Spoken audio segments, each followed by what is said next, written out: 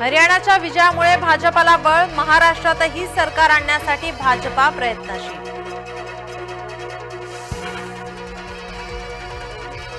काश्मीरात निवडणूक होणे हीच बाबासाहेबांना खरी श्रद्धांजली, पंतप्रधान मोदी यांनी निकालानंतर व्यक्त केली भावना।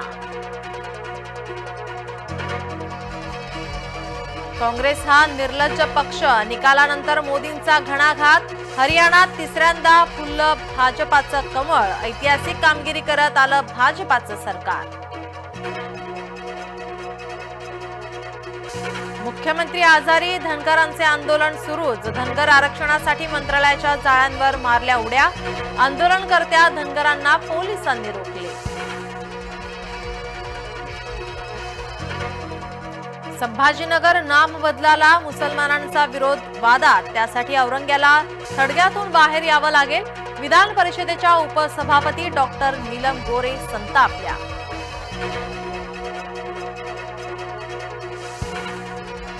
मिथुन चक्रवर्ती यांना दादासाहेब फाळके पुरस्कार प्रदान, पुरस्कार स्वीकारताना मिथुन भाऊक।